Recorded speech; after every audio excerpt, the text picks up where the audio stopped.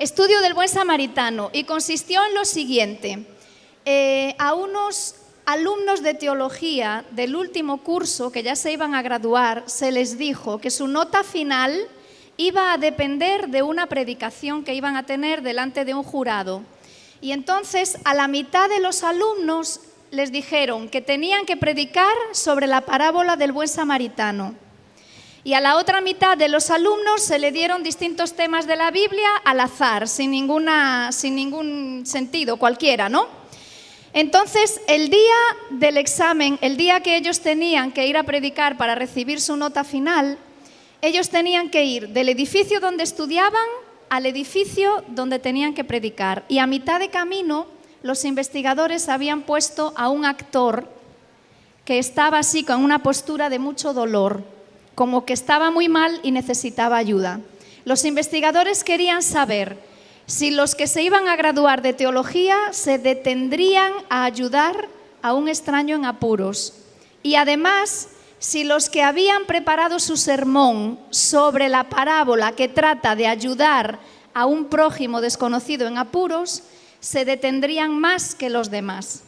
¿Les parece interesante o no? A mí muchísimo. ¿Ustedes qué creen que pasó? ¿Ustedes creen que el hecho de que llevaran semanas estudiando sobre la parábola del Buen Samaritano fue un factor para que ayudaran o no?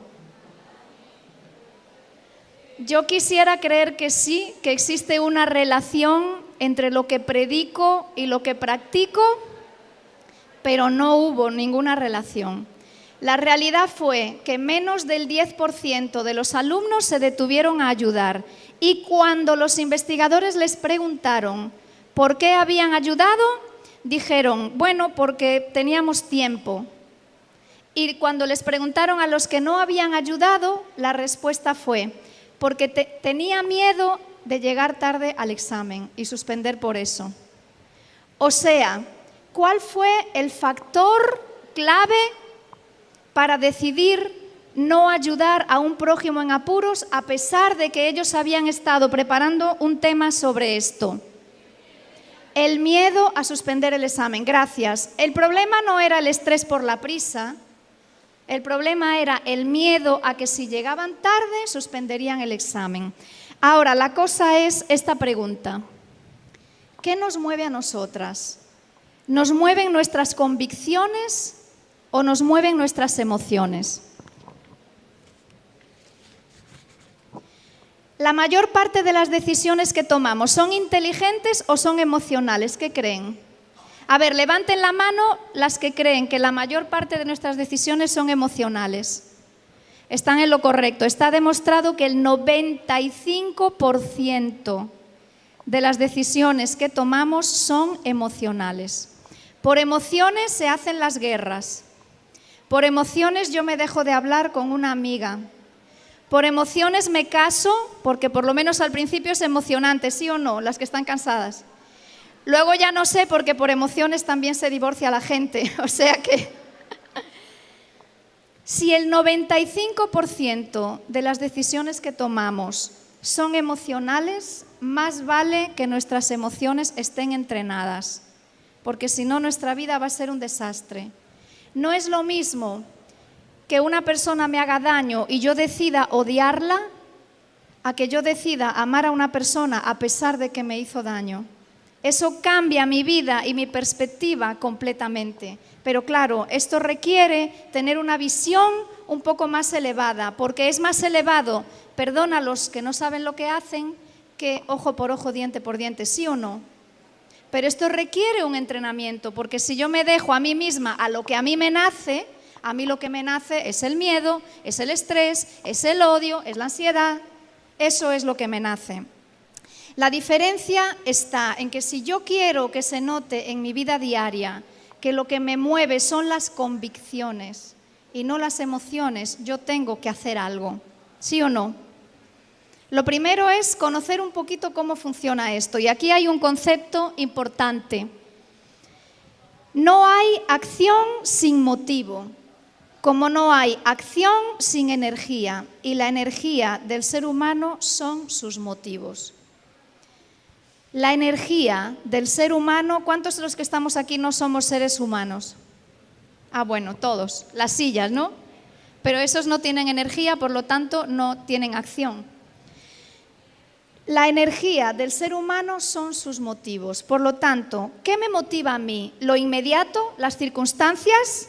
¿Las emociones? Pues esa va a ser la energía en función de la cual yo actúo.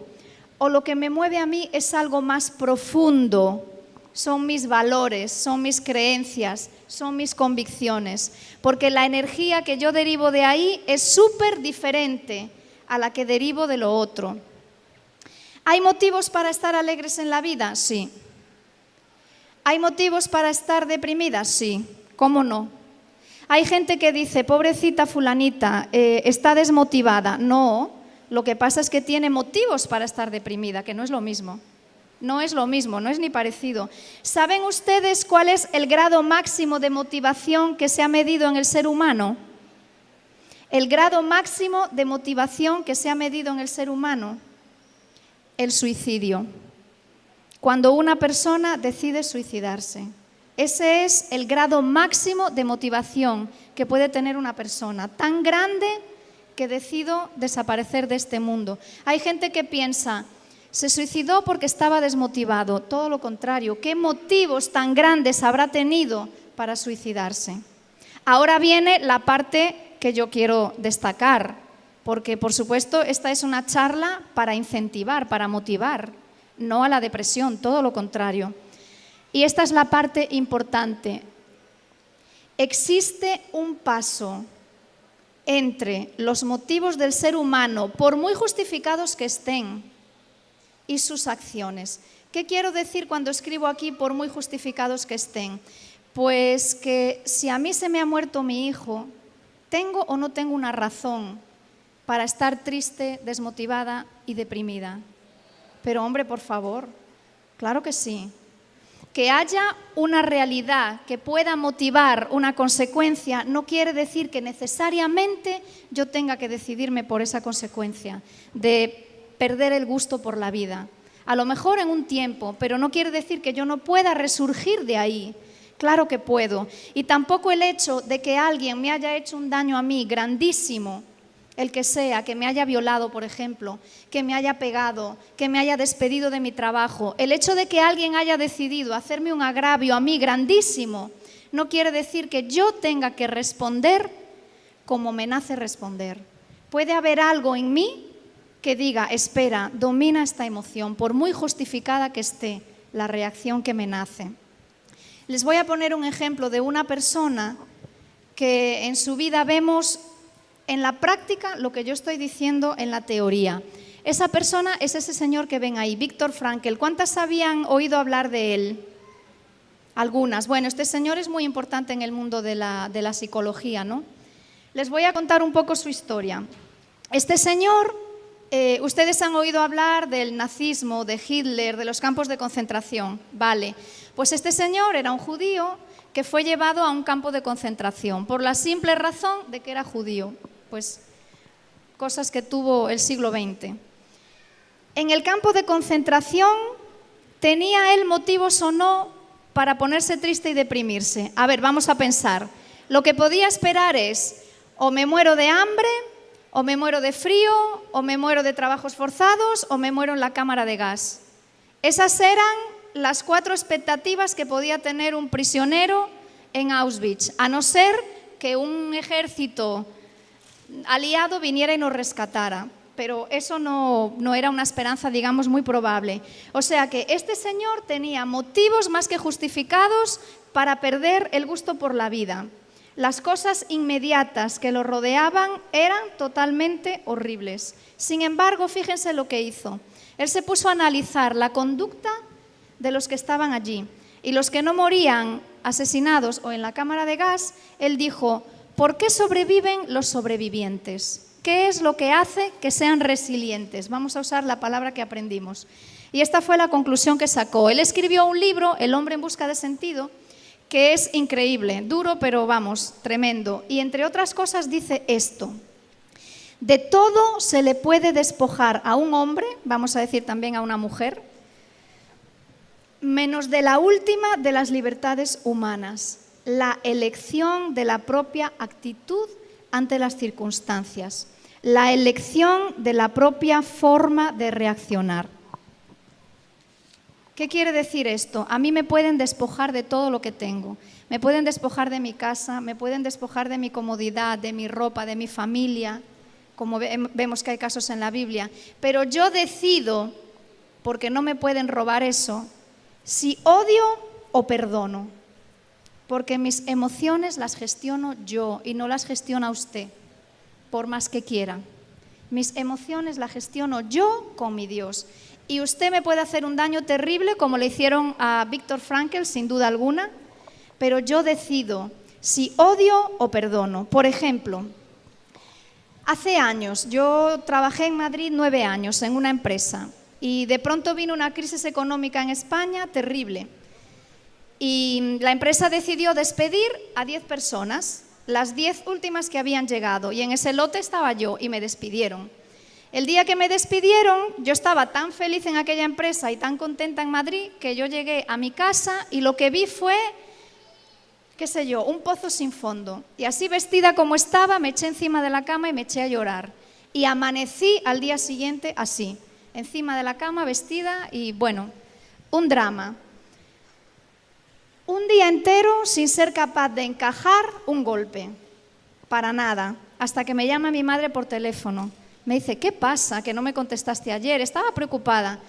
Y le digo, bueno, mami, me despidieron, y ahí ella enseguida se dio cuenta de que yo para nada estaba sabiendo gestionar mis emociones, pero para nada, horrible. Y enseguida ella captó, mi hija con este golpe se va a poner triste, se va a deprimir, y le saltó una alarma. Y entonces ella me dijo algo que nunca olvidaré, me dijo, esta es tu oportunidad de decidir, ¿vas a confiar en Dios o no?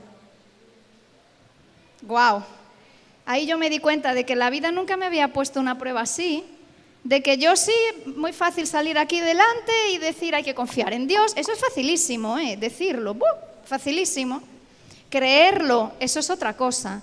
Y en aquel momento yo tenía 33 años, me vi sin trabajo en un país en crisis y yo dije, ¿qué futuro me espera? Y de verdad que me hundí, la confianza en Dios no estaba ahí.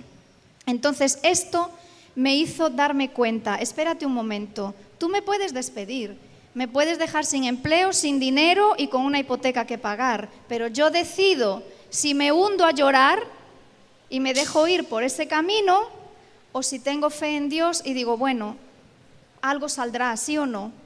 Así que yo misma sé en mi propia experiencia lo delicada que es esa línea, pero al mismo tiempo sé que nadie me puede robar la libertad de esa decisión. Por ejemplo,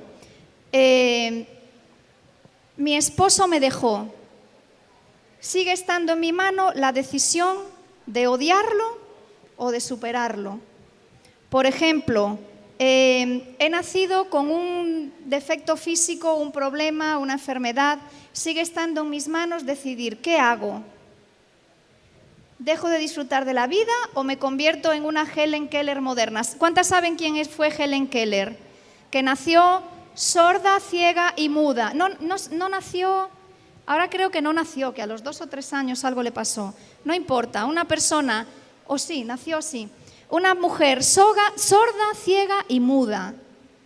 Y sin embargo recorrió el mundo, escribió libros y motivó a un montón de gente hasta el día de hoy, que hace un montón de años que ella murió.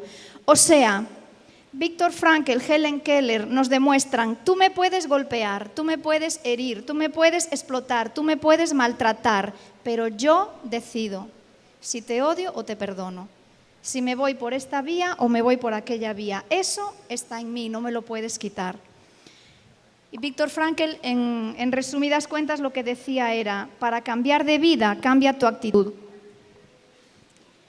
El hecho de cambiar tu actitud no quiere decir que cambien tus circunstancias, porque cuando este señor llegó a estas conclusiones, él seguía en un campo de concentración, pero su actitud era totalmente diferente y eso fue lo que le permitió sobrevivir, esa actitud. ¿Qué les parece? ¿Ustedes creen que Viktor Frankl decidió por las emociones? ¿Es parte del 95% o decidió por sus convicciones, por su razón, por su inteligencia? Está clarísimo. La clave, ¿cuál fue? Tener una razón superior a lo inmediato. Tener algo aquí que está por encima de las circunstancias inmediatas. Y eso es lo que puede hacer cambiar lo que me lleve a la acción. Porque tenemos dos motivaciones. Unas motivaciones externas, que si no las analizamos nos llevan a una reacción. Pero tenemos unas motivaciones internas, unas convicciones, unas creencias, que si las tenemos arraigadas en nuestra personalidad, nos llevan a otra acción. Y por cierto, raramente a la reacción, que no es lo mismo. La persona que sabe quién es, que tiene unos valores, unas convicciones, unos principios, unas creencias, se conoce a sí misma y domina sus emociones, raramente reacciona, raramente. Por supuesto, estamos dejando afuera la muerte, ¿no? Ante la muerte, las reacciones. Yo pensaba antes, Mónica sí, es psicóloga, pero ante la muerte de un padre no hay psicología así inmediata, ¿no? Las cosas tienen su tiempo y eso es así. Hay un versículo en la Biblia que dice, por encima de todo, guarda tu corazón. No dice guarda tu reputación, no dice otras palabras que se pudieran poner o que nosotras ponemos. Lo que más me importa a mí puede ser mi reputación. La Biblia no me dice eso. La Biblia me dice, por encima de todo, guarda, ¿qué cosa? Tu corazón, porque de él mana la vida. De esto mana lo que hago. Mana mi felicidad o mi desgracia. Mana de aquí. Dicho en palabras modernas por un psicólogo, la mente tiene la capacidad de arruinarte la vida o de ofrecerte una vida llena de sentido. Y esto fue lo que le pasó a Viktor Frankl. Él empezó a hacer psicoterapia, que en aquel momento se llamó logoterapia, con los propios prisioneros del campo. Porque él dijo, ¿qué es lo que les puede ayudar a sobrevivir? El contacto humano. Yo voy a proporcionarles el contacto humano. Díganme si eso es interesante o no. No cambió su circunstancia, lo que cambió fue su motivación. Mi motivación ahora es ayudar a mis compañeros que estamos aquí en una situación penosa a desarrollar resiliencia y no odio a los alemanes. A mí esto me parece increíble. Tenemos siempre dos opciones, ser autómatas. ¿Se entiende la palabra autómata? Autómata es el robot que actúa por lo que le venga, así, que reacciona. O educar los pensamientos, guardar nuestro corazón para darle sentido a nuestra vida. La mente es un instrumento muy sofisticado. La mente genera pensamientos, los pensamientos generan emociones, las emociones generan sentimientos y los sentimientos generan acciones. Una cadenita muy interesante y todo sale de aquí. Por lo tanto, es imprescindible conocer cómo funciona esto que Dios nos dio y que llamamos cerebro o que llamamos mente. ¿Para qué? Para que podamos ponerlo a trabajar a nuestro favor. Ese es el objetivo, poner al cerebro a trabajar a nuestro favor y no en nuestra contra. Porque a veces lo que nos sucede es eso, que nuestro cerebro trabaja en nuestra contra. Hay algo que es muy interesante y es que de paquete, de nacimiento, de tal como hemos sido construidas o creadas, nuestro cerebro tiene ciertas limitaciones. Conocer esas limitaciones nos puede ayudar a nosotras a vivir por encima de esas limitaciones. ¿Quieren saber cuáles son esas limitaciones? A ver, voy a decir algunas. La primera es creer que los cambios son malos. Sucede una cosa, el cerebro está programado no para la felicidad, sino para la supervivencia. Nuestro cerebro está programado para ayudarnos a sobrevivir. Por esta razón, nuestro cerebro es perezoso y no gasta energías innecesariamente. A nuestro cerebro le gusta guardar todas las energías para cuando llegue el momento en que van a hacer falta. Por esta razón, a nuestro cerebro no le gustan los cambios. No le gustan los cambios. Traemos esta limitación de nacimiento, de paquete. Cada vez que la vida nos presenta un cambio, nuestro cerebro no quiere.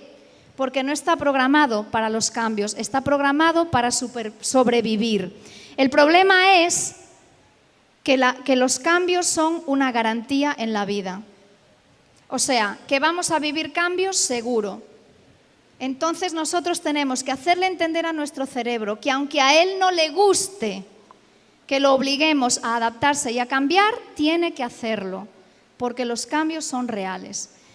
Sabiendo nosotras que nuestro cerebro es perezoso, nos viene muy bien esto que dijo Lao Tse. Un viaje de 1000 millas comienza con un primer paso. ¿Por qué nos viene muy bien? Porque a veces una dice así: a mí me sucedió algo muy doloroso. Por ejemplo, mi hijo murió. Siempre acabo en ese ejemplo porque me parece muy gráfico. Y entonces, vamos a decir, yo me he divorciado, yo me divorcié hace 3 años. Y yo me digo a mí misma, ya han pasado 3 años, ya tendría que haberlo superado. Y yo misma me estoy ejerciendo la presión de que no lo he superado. Y me estoy ejerciendo una presión innecesaria. Porque cada cerebro es diferente, cada cerebro tiene su ritmo. Y las victorias son paso a paso. Yo tengo que ir dando los pasos. Que son lentos, no pasa nada, es que el cerebro es lento. Al cerebro le cuesta cambiar.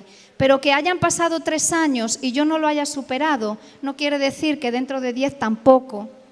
Tengo que darme la oportunidad de hablar conmigo misma y decir, ok, Mónica, todavía no has superado este golpe, pero estás mejor que estabas antes, porque por lo menos ya fuiste capaz de perdonar algo. Ahora queda lo demás, ir superando otras cosas, ¿sí o no?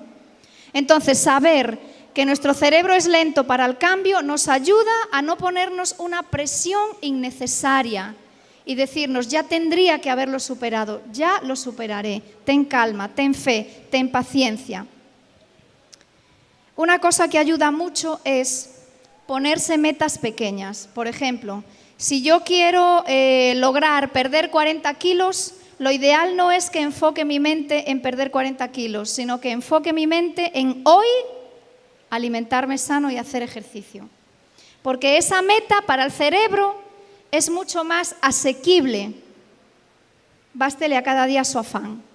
Mañana me levanto y digo, espérate, hoy quiero cuidar otra vez de mi alimentación. Y así cada día, cada día. La meta es grande, sí, quiero perder 40 kilos. Es una meta tremenda, pero no, esa meta no la puedo tener hoy. Hoy solo puedo tener la meta de hoy. Y cuando me vengo a dar cuenta, quizás 4 años después, ¿por qué no?, estoy 40 kilos más abajo. ¿Entienden lo que quiero decir con esto? De lo que se trata es de tener conciencia de cómo funcionamos y con esa conciencia saber hablarnos a nosotras mismas para tener la paciencia, porque nuestro cerebro tira de nosotras para atrás. Entonces nuestra conciencia tiene que tirar de él para adelante y decir, Mónica, es así porque tú tienes ese equipo así, pero con la ayuda de Dios se cambia ese equipo. Voy a leerles una cita que está en este libro. Estoy aquí para ser feliz. Este es un libro que a mí personalmente me cambió la vida. Ya se lo digo, con eso se lo digo todo. Y voy a leer algo que pone aquí y que tiene que ver con lo que estoy presentando. Dice, los hábitos de pensamiento que han estado profundamente arraigados durante largo tiempo no desaparecen de la noche a la mañana. ¿Por qué? Ya lo acabo de explicar, porque nuestro cerebro es así, está programado para la supervivencia y no para la felicidad. Entonces le cuesta cambiar porque ahorra las energías para cuando las necesite.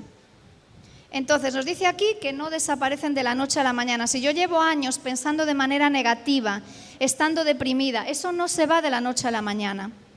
No puede uno deshacerse de ellos sin más, no basta con decirles adiós. La recuperación es un proceso, no un suceso. Pero un proceso, ¿qué quiere decir? ¿Que no es real? Sí, es real, pero es progresivo. Un poquito hoy, un poquito mañana, un poquito pasado. Y nadie me dice a mí cuántos años hacen falta. Aunque el proceso de rehabilitación tiene sus altibajos, es decir, yo sí quiero perder 40 kilos, pero hoy desde luego no ayudé, pero mañana es otro día. Hoy tuve un altibajo, pero no tengo que abandonar la meta, no tengo que abandonarla. Aunque tiene sus altibajos y aunque madurar y cambiar es todo un reto, Es más fácil buscar la felicidad y la salud que albergar la desdicha indefinidamente. Requiere tiempo deshacerse de viejas actitudes y desarrollar nuevas habilidades, pero el resultado final hace que el esfuerzo haya valido la pena. ¿Por qué? Yo me atrevo a decir aquí por qué. Porque cuando yo estoy del otro lado del obstáculo, aunque me haya llevado 5 años, yo soy más compasiva, más tierna, más cariñosa, más humana, más auténtica, y ahí puedo ver, mereció la pena. La pasé fatal, pero ahora soy una mujer que nunca hubiera sido de no haber pasado por esta prueba. Cualquiera que desee dejar la negatividad puede abstenerse de quejarse, ahuyentar sus preocupaciones y negarse a llorar. ¿Cómo? Viviendo un día a la vez. O sea que yo lo digo con esta frase: el dolor es inevitable, pero el sufrimiento es una decisión. Yo decido si me mantengo en ese sufrimiento para siempre o no. Avanzamos. Otra limitación que tiene nuestro cerebro, y esta sí es tremenda: creer que nuestros juicios son la realidad. Les voy a poner 3 imágenes que les va a quedar claro. Si yo estoy en una playa y miro al horizonte, ¿qué creo? Que la tierra es plana. Si yo me miro a los pies, ¿qué creo? Que la tierra no se mueve. Y si yo miro el sol, ¿qué creo? Que el sol gira alrededor de la tierra. ¿Sí o no? Esto es, pero vamos, seguro. ¿Quién me va a negar a mí estas 3 cosas si yo las veo? Y precisamente porque las veo, la ciencia y la filosofía durante siglos se basaron en esto. ¿Y qué sucede?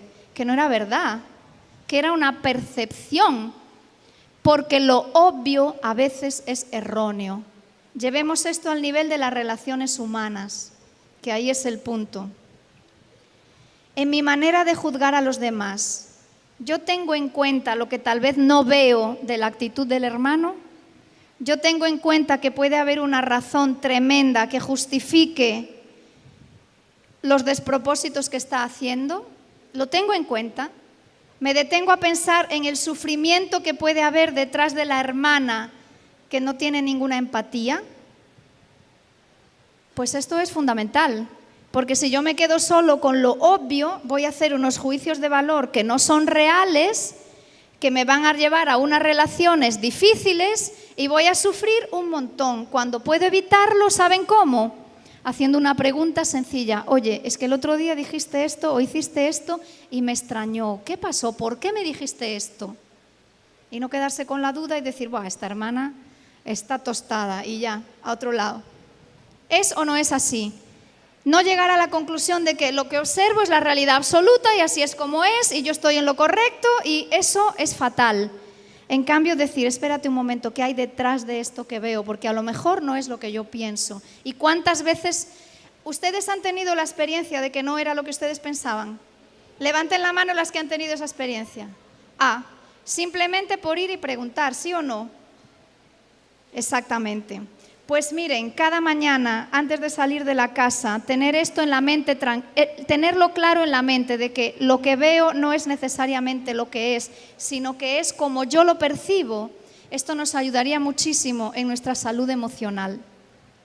Otra limitación, y esta sí es importante: confundir felicidad con bienestar. No son lo mismo. Nosotras llamamos felicidad a la comodidad, a la seguridad y al estatus. Y esto no es felicidad, esto es bienestar. ¿Cómo lo sé? Porque yo conozco a unas cuantas personas ricas. Tienen seguridad, tienen comodidad, tienen estatus y son infelices, se lo aseguro. Y sus hijos más. Y sus hijos más. Entonces, el bienestar es una cosa, que se está mejor en un hotel con aire acondicionado de 5 estrellas predicando, sí, pero no por eso estoy más feliz, para nada. ¿Qué es la felicidad? La felicidad es otra cosa. Los vacíos del ser no se llenan con el tener. El tener es la parte del bienestar y el ser es la parte de la felicidad. La felicidad tiene que ver con tener un propósito en la vida, estar donde una quiere estar y pensar que sirve para algo lo que está haciendo y lo que está invirtiendo. Felicidad es comprender que estoy donde debo estar y tener una esperanza. La diferencia entre ser una persona con bienestar o ser una persona con felicidad es la siguiente. Cuando tú, en lo profundo de tu corazón, sabes que tienes un propósito, que has sido creada y que estás donde debes estar, cuando te suceden cosas malas, no te hundes. Y cuando te suceden cosas buenas, no se te suben a la cabeza. ¿Sí o no? Así es. Cuando tú estás así, centrada por convicción, por principios, por valores, por creencias, no te pasa ni una reacción de un lado ni del otro. Lo malo no te hunde y lo bueno no te hace una creída. Y esto es importante, porque hundirte o sentirte especial son dos cosas igualmente malas. Es lo que hablábamos ayer de la hamaca o el trampolín. El trampolín es lo que sirve, la hamaca no sirve para nada. Entonces se trata de tener una paz interior que no irradia de lo que tengo, irradia de lo que soy y de lo que sé que soy, que es que soy una persona creada por Dios y Dios está conmigo. Eso es fundamental. ¿Qué significa para mí ser feliz? Bueno, esto. Todo lo que es verdadero, todo lo honesto, todo lo justo, todo lo puro, todo lo amable, todo lo que es de buen nombre, si hay virtud alguna, si hay algo digno de alabanza, en esto pensad. Esto es para mí ser feliz. Ser feliz es la persona que en su pensamiento tiene la verdad, la honestidad, la justicia, la pureza, la amabilidad, lo que es de buen nombre, la virtud, la alabanza. Esa es la persona que es feliz, que sale de su casa con ese paquete aquí en su cerebro, diciendo, ¿sabes qué? Este es un día para todo. Y sale equipada con eso. Otra limitación. A ver, vamos a hacer un ejercicio aquí breve. Yo les voy a pedir que ustedes valoren su propio nivel de inteligencia del 0 al 10, siendo el 10 la persona que se considera supremamente inteligente y el 0 nada inteligente, ¿ok? ¿Me entendieron la actividad? Ok, levanten la mano las que creen que su nivel de inteligencia es de 10. ¡Guau! Muy bien, enhorabuena, qué sorpresa. Levanten la mano las que creen que su nivel de inteligencia es de 9. Muy bien. Las colombianas son optimistas. Las que creen que es de 8. De 7. Y de 6, ya me paro aquí. Fíjense, cuando se hace esta prueba, el 90% de la gente se sitúa entre el 6 y el 7. Pero ¿qué sucede? Que la prueba en sí es absurda. ¿Cómo tú le vas a poner nota a tu nivel de inteligencia? ¿Y qué cosa es la inteligencia? Vamos a ver, si mi inteligencia es mi capacidad de relacionarme bien con el entorno, y vamos a suponer que yo soy un antisocial, yo debería decir 0. Sí, pero es que yo puedo aprender a relacionarme. Vamos a suponer que mi inteligencia depende de ser una persona decidida, que sabe tomar decisiones en el momento. Y yo soy una persona indecisa. Entonces digo, bueno, mi nivel de inteligencia 0. Sí, pero es que yo puedo aprender a ser una persona que sabe tomar decisiones. ¿Qué sucede aquí? Que desde niñas en la escuela se nos enseña a poner nota a ciertas capacidades, como las matemáticas o la lengua, pero es que eso es cuantificable. Yo puedo poner nota a lo que sé de una materia que estudié. Eso está lógico, eso está bien, pero ponerme nota a mí, a mi inteligencia, a mis capacidades, eso es absurdo. ¿Cuál es la limitación de la que estoy hablando? Esta. Nosotras nos ponemos etiquetas y adjetivos a nosotras mismas y a los demás. Y eso es triste porque al final funciona como una profecía que se autocumple. Si yo me digo a mí misma, es que yo no sé, yo no puedo, no lo voy a lograr, así mismo se va a cumplir. Y es simplemente porque yo he querido ponerme a mí misma esa valoración. O si yo digo, por ejemplo, Rosibel, la verdad que me cae mal, y ya le pongo la etiqueta, me cae mal, esa chica me cae mal. A partir de ahí, emocionalmente me relaciono con ella diferente. solo porque le puse una etiqueta. Entonces yo me estoy echando arriba de mi cerebro una magia negra innecesaria porque me dio por poner etiquetas, por poner adjetivos, por poner nota. No se puede hacer esto. Esto es una limitación que tenemos que superar. Cuando nuestro cerebro nos diga, Mónica, tú no puedes, porque nuestro cerebro nos lo va a decir, tiene esa limitación.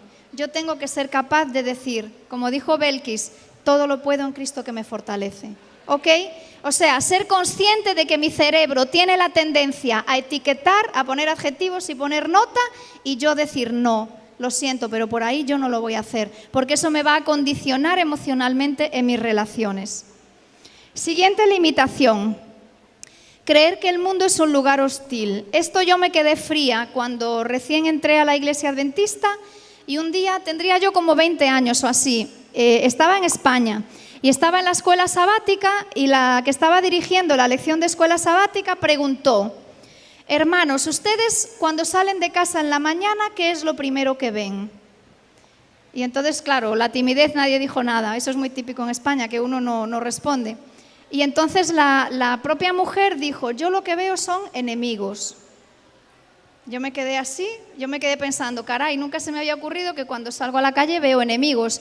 Pero me quedé más sorprendida cuando el grupo que estaba allí dice, ah, pues es verdad. Y yo me quedé así, claro, yo venía de otra cosa, con, qué sé yo, ni siquiera lo que es una escuela sabática era algo familiar para mí. Y entonces yo estar sentada en un lugar de personas cristianas que me estaban diciendo a mí o queriéndome decir a mí que lo primero que veían cuando salían a la calle eran enemigos, de verdad que me dejó muerta, porque inmediatamente pensé, entonces esta gente vive a la defensiva. O sea, si yo saco la conclusión de que todos son enemigos, yo voy a estar siempre a la defensiva. ¿Y qué equipaje emocional es vivir a la defensiva? Se lo digo fácil. No hay peor ataque que vivir a la defensiva, porque es un ataque contra mí misma. Ya lo vimos ayer, Dios quiere, para que yo esté sana, que me relacione bien. A la defensiva no me relaciono bien, me relaciono pésimo. Entonces, si alguna vez mi cerebro me dice, es que el mundo es un lugar hostil, yo tengo que saber decirle, perdona, pero no me convences de eso, no es verdad. Yo estoy convencida de que el optimismo es el auténtico coraje espiritual. Yo estoy convencida, lo he visto en las personas que me rodean, que han pasado pero dificultades tremendas y siguen manteniendo el ánimo. Yo me quedo alucinada. Digo, esta sí es resiliente, esta sí es una guerrera, la palabra que estábamos usando. Voy a leerles otra cosa de este libro, hablando de este tema de percibir el mundo como un lugar hostil.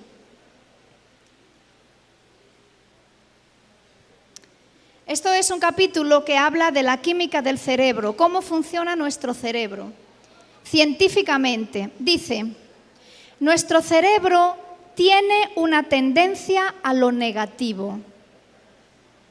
De acuerdo con un estudio realizado en la Universidad de Ohio, nuestros cerebros reaccionan más fuertemente a los estímulos negativos que a los positivos. Esto tenemos que saberlo para que cuando nos llegue un mensaje feo en medio de 9 bonitos, nosotros le digamos a nuestro cerebro, ¿sabes qué? Olvídate del feo, bórralo y da gracias por los 9 bonitos. Nuestro cerebro reacciona más fuertemente a los estímulos negativos que a los positivos. ¿Por qué? Porque hay una mayor sobrecarga de actividad eléctrica en nuestros cerebros cuando escuchamos algo negativo. Eso es bueno, dado que nuestra supervivencia depende de la capacidad para detectar y evitar el peligro, pero se vuelve contra nosotras si se convierte en una actividad constante. ¿Qué les parece esto? Nuestro cerebro está programado con un sesgo negativo porque está programado para la supervivencia y necesita avisarnos de que hay un peligro. Pero cuando este sesgo negativo lo llevamos a todas las relaciones de la vida, entonces es un problema. No me puedo cansar de decirles el máximo de optimismo en la vida siempre. ¿Ok? Sean conscientes de que hay esa limitación digan, no, por aquí no, no me lo voy a creer por más que me lo digas, porque quiero ser feliz. O cuántas, a ver, una pregunta, ¿cuántas de aquí simplemente quieren sobrevivir? ¿Cuántas quieren ser felices? Pues esa es la diferencia. ¿Quiero sobrevivir? Ok, mi cerebro sabe lo que tiene que hacer, hágalo. ¿Quiero ser feliz? Espérate, yo mando a estas limitaciones, ¿ok? Eso es lo que estoy tratando de decir. Yo creo que se entiende, ¿verdad? Ok. Siguiente limitación. Ignorar que el mundo real es más benevolente que el mental. Todas tenemos una representación interna de las cosas y de las personas. Si ya sabemos que no siempre estamos acertadas, ¿por qué le vamos a dar más valor a la ficción que nos inventamos en nuestra cabeza que a la realidad que hay afuera? No debemos hacer eso. Debemos entender lo que dice Anais Nin, que yo le doy toda la razón. Ella dice, no vemos el mundo que es, vemos el mundo que somos. Si una persona me dijo algo, yo enseguida digo, me lo dijo por esto y por esto. ¿Y yo qué sé? Porque eso es lo que yo haría, eso es lo que yo pienso cuando hago eso. Por eso lo interpreto así. Estoy interpretando no lo que la otra es, lo que yo soy proyectado en la otra, que no es lo mismo. Y entonces estoy rompiendo una relación cuando en realidad lo que estoy es mirándome en un espejo. ¿Se entiende esto que estoy diciendo o es muy complicado? Entonces, ser consciente, ¿de qué me sirve a mí el hecho de ser consciente de que no veo lo que es, veo lo que soy? Que el trabajo lo tengo que hacer con lo que soy. Si yo soy una persona, como dice el versículo bíblico, que piensa en lo verdadero, en lo puro, en lo honesto, en lo correcto, en lo justo, eso es lo que voy a ver en los demás. ¿Sí o no? Por lo menos es lo primero que voy a ver, porque es lo primero que yo pienso. Luego ya analizamos un poquito más a fondo. Siguiente limitación, ignorar la importancia de las palabras. Esto sí, no hay que detenerse. Por favor, gracias, perdóname. Señoras, es que esto, vamos, tiene que estar aquí, cada 3 palabras que digamos, una tiene que ser una de estas. ¿Por qué? Por favor, es lo que nos abre la puerta a otra persona. Imagínense que yo digo, Rosibel, ven para acá arriba que tú y yo vamos a estar juntas en el estrado. Y a lo mejor Rosibel dice, bueno, vale, porque es una persona educada y viene arrastrada, pero no hemos conectado bien, porque viene obligada, arrastrada por la fuerza, porque a mí me da la gana. Y otra cosa es que yo le diga, por favor, Rosibel, mira, me da pánico escénico estar ahí arriba, vienes conmigo y salimos las dos, estamos conectando. Aún así, es libre de decir que no y yo no ofenderme, pero el por favor lo cambia todo, ¿sí o no? Un por favor real, no un por favor de mentira, un por favor real. Por favor significa que te lo pido y que entenderé si me dices que no, pero ojalá me digas que sí. Eso es por favor. Gracias. Gracias es la memoria del corazón. Que una persona te haga algo bueno y que tú le digas gracias es decirle, mira, yo no olvido. Eso es una cosa bonita. Y perdóname, bueno, esta es imprescindible. ¿Qué sucede? Que a nuestro cerebro le cuesta, estas 3 palabras les cuesta. Hermanas, hay que decirlas, ¿eh? Cambia todo. Y cuando cambia todo es más fácil estar en la luz, por decirlo de alguna manera. Esta es súper importante. Creer que siempre tiene que haber un culpable. ¿Cuál es el problema de andar buscando culpables a las cosas? Que cuando yo intento buscar un culpable, entonces estoy poniendo la responsabilidad de la superación en el otro. Y la responsabilidad de la superación personal está en mí. ¿De qué me sirve a mí buscar un culpable? A mí lo que me sirve es decir, esta es la situación que tengo. Esto es lo que pasó. ¿De quién fue la culpa? Bueno, en último caso, hagan lo que hago yo, del conflicto cósmico entre el bien y el mal. Yo al final, no sé si un poco por sentido del humor o qué, siempre acabo en eso, para seguir viendo a los demás con la misma alegría que los quiero ver. Yo a veces llego a esa conclusión, ¿sabes qué? Hay un conflicto y a eso se lo achaco casi todo.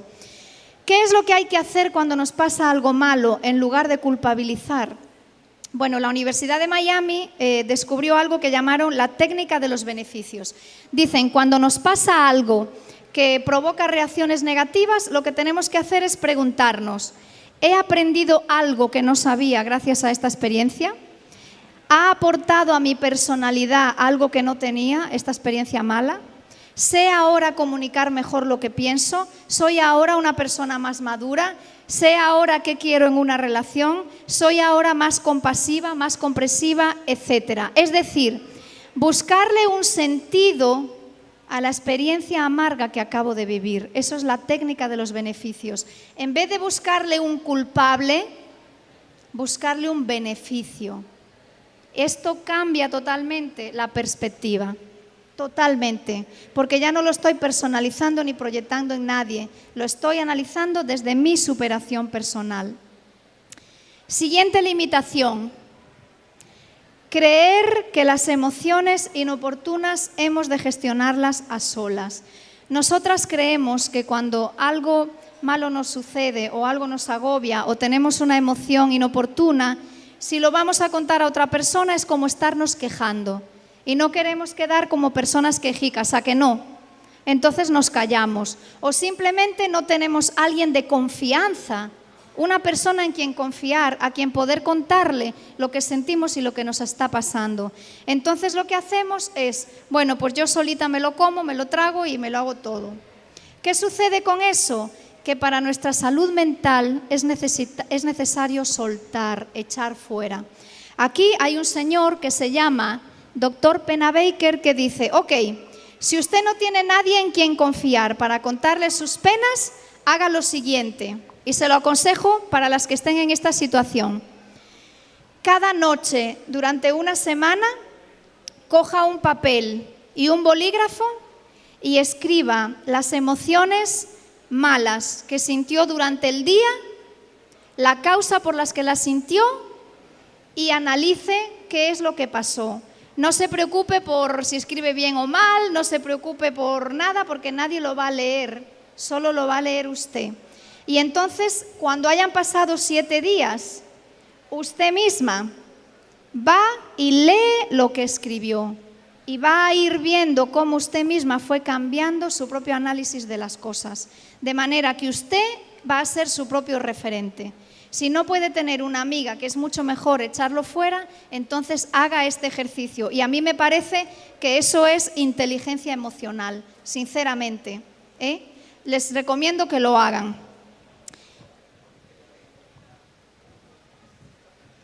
Solo hay un rincón del planeta que puedes cambiar, y ese eres tú. Lo que está fuera de ti, lo que puedes es influirlo. Y si ellos cambian, amén. Pero tú solo te puedes cambiar a mí misma. Lo interesante es lo siguiente. Él me ha dicho, te basta mi gracia, pues mi poder se perfecciona en la debilidad. Por tanto, muy gustosamente me gloriaré, más bien en mis debilidades, para que el poder de Cristo more en mí. Voy a terminar con algo que a mí me impactó mucho cuando lo leí. Hay una señora australiana que se llama Bronnie Ware, la pueden buscar en internet si quieren, Bronnie Ware.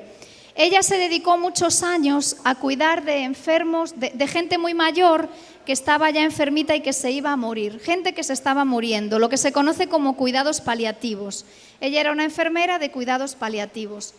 Entonces un día se le ocurrió, porque ella hablaba mucho con los enfermos, y un día se le ocurrió, ven acá, voy a preguntarles cuáles son las cosas de las que se arrepienten en su vida. A ver qué puedo aprender yo para no cometerlas. Entonces les preguntó a los viejitos que se estaban muriendo de qué cosas se arrepentían. Y estas fueron las 4 preguntas, las 4 respuestas más comunes. Fíjense qué interesante. La primera, ojalá hubiese vivido como yo quería, no como otros querían que yo viviera. ¿Qué hay detrás de esta idea? Las expectativas. ¿Se acuerdan que hablamos de las expectativas? El problema de vivir de acuerdo a las expectativas de otra persona o tener yo unas muy elevadas.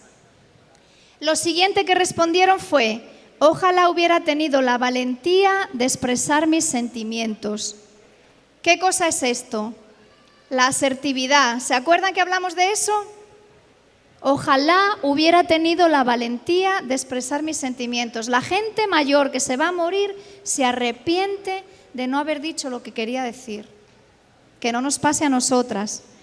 Ojalá hubiera seguido en contacto con mis amigos, porque no hay nada que ayude más a superar las adversidades que el afecto humano. Fíjense lo que escribió Freud, nada más y nada menos. La ciencia moderna aún no ha producido un medicamento tranquilizador tan eficaz como lo son unas palabras bondadosas. Casi nada, ¿eh? Y por último decían, ojalá me hubiera permitido ser más feliz. ¿Se dan cuenta de que todas las cosas de las que se arrepiente la gente mayor cuando se va a morir tienen que ver con la gestión de las emociones? ¿Es interesante o no? Entonces, bueno, por lo menos a mí me sirvió de mucho cuando leí el libro que escribió esta mujer. Me sirvió de mucho porque a mí me encontró joven y yo dije, bueno, espérate un momento, yo no quiero dentro de 40 años estar arrepintiéndome de lo que hoy me están diciendo que me voy a arrepentir. Déjame entonces ponerle yo un freno. Y empecé a trabajar sobre estas 4 cosas. Empecé a trabajar, no estoy diciendo que lo haya logrado ni que haya avanzado, pero bueno, creo que sí, creo que sí. Así que yo soy la prueba también de que se puede mejorar, se puede crecer, se puede cambiar, se puede entrenar el cerebro, se pueden entrenar las emociones, a pesar de que tengamos circunstancias duras en la vida. Voy a terminar con esta cita. Elizabeth Kubler-Ross, esta señora murió hace 2 o 3 años, era una mujer suiza que se dedicó a estudiar el proceso del duelo, lo que es el duelo, lo que pasa a una persona cuando se le muere a alguien. Muy interesantes sus libros. Y miren lo que dice aquí. Las personas más maravillosas con las que me he encontrado son aquellas que han conocido el sufrimiento, la lucha y la pérdida, y que han hallado su camino después de tocar fondo. Estas personas poseen una comprensión y un entendimiento de la vida que los llena de compasión y de calidez. La gente bella no existe por casualidad. Me quedo con esta frase, la gente bella no existe por casualidad, existe porque ante las circunstancias adversas de la vida no reaccionaron, sino que aprendieron a gestionar sus emociones, aprendieron a mirar al ser humano como es, aprendieron a ser más humanas, más auténticas, a crearse a sí mismas, a hacerse a sí mismas mejores personas. Así que bueno, yo creo que esto es una meta que todas podemos tener, ¿sí o no? Yo creo que sí, que las adversidades de la vida nos hagan mejores personas. Es lo que yo quisiera para todas ustedes. Y como cada vez que subo aquí tengo que regalar un libro, voy a hacer una pregunta y levanta la mano el que sepa la respuesta. La pregunta es, ¿cuál es el título del libro del cual yo leí aquí físicamente?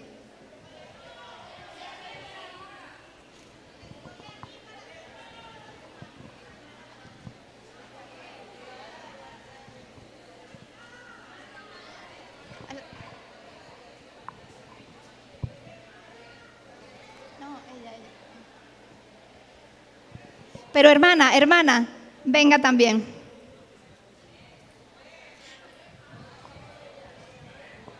Por valiente.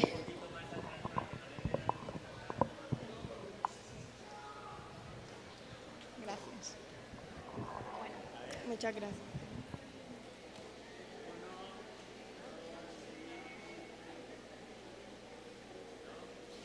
Bueno, a la hermana que fue valiente le voy a regalar una agenda. ¿Se acuerdan que les dije que un ejercicio muy bueno es escribir cada noche las emociones negativas que tuvimos durante el día y analizar qué las causó, cómo reaccionamos para ir poco a poco mejorando eso? Así que esta es una agenda para que ella pueda ir anotando esas cosas.